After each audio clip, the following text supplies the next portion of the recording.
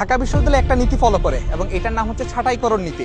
অর্থাৎ একজন শিক্ষার্থীকে 2 থেকে 3 ধাপে পরীক্ষার মাধ্যমে তাকে কিন্তু বাছাই করে বিশ্ববিদ্যালয়ে কিন্তু নেওয়া হয়। তো এই ফিল্টারিংটা করার পর দেখা যায় যে অসংখ্য শিক্ষার্থী ফেল করে ফেলে। আমরা দেখতে পাই যে প্রতি বছর 90% কিংবা 91% স্টুডেন্ট ফেল করে, 10 কিংবা 12% স্টুডেন্টকে কিন্তু পাস রাখে। তো এই ক্ষেত্রে তোমাদের 2-3 ধাপে যে এই যে ফিল্টারিংটা করা লাগে, এক্ষেত্রে তোমাদের প্রতিটা সাবজেক্টে ইন্ডিভিজুয়াল পাস করতে হয়।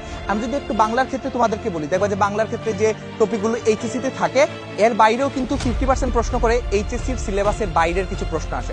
এইচএসসির সিলেবাসের বাইরের যে প্রশ্নগুলো আসে সেগুলো অনেক শিক্ষার্থী এগুলো ঠিকঠাক মতো পড়তে পারে না, যেমন নত্যবিধান, সত্যবিধান, কারক বিভক্তি, তারপর তোমার ধরো যে শব্দের উৎস, ধ্বনি পরিবর্তন।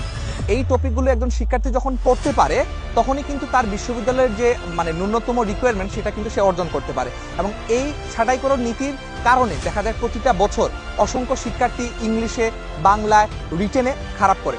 তোমাদের জন্য আরেকটা জিনিস বলবো যে আমাদের যে ডিউ চ্যাম্পিয়ন বেস, সেই ডিউ চ্যাম্পিয়ন বেসে কিন্তু এমসিকিউ এবং রিটেনের জন্য আলাদাভাবে আমরা পড়াবো। আমরা কেবল তোমাদেরকে হয়তোবা আশ্বাস দিচ্ছি বা অনেকে দিচ্ছে যে এমসিকিউ পড়াবো, কিন্তু আমরা আমাদের এই ডিউ চ্যাম্পিয়ন বেসে তোমাদেরকে কিন্তু রিটেন পড়াবো। আর তুমি জানো যে ঢাকা ইউনিভার্সিটির রিটেনে যদি তুমি পাস না করতে পারো তাহলে তোমাকে মেরিট লিস্টে আসা হবে না। অর্থাৎ তুমি অনেক বেশি এমসিকিউ ভালো নাম্বার পেলে কিন্তু রিটেনে যদি তুমি ইন্ডিভিজুয়াল যে রিকোয়ারমেন্টের যে নাম্বারটা সেটা যদি তুমি না রাখতে পারো তাহলে তুমি ওভারঅল তোমার রেজাল্ট ফেল আসবে। তো এই ক্ষেত্রে রিটেনটাও কিন্তু গুরুত্ব দিয়ে আমাদের পড়তে হবে এবং ওভারঅল এই ডিউ চ্যাম্পিয়ন বেসে এমসিকিউ এবং রিটেনের পূর্ণাঙ্গ প্যাকেজ তোমরা পেয়ে যাচ্ছ। সো আর কেন দেরি করতেছো? বিগত বছর আমাদের এই রিটেন ব্যাচ এবং এমসিকিউ ব্যাচ ডিউ চ্যাম্পিয়ন বেস থেকে অসংখ্য শিক্ষার্থী এই ক্যাম্পাসে আসতে পেরেছে। এইবার তোমাদের পালা এবং এই ডিউ চ্যাম্পিয়ন বেসে 40% অফারে তোমরা ভর্তি হতে পারবা। ভর্তি হওয়ার জন্য প্রথম কমেন্টটা তোমরা একটু চেক করো।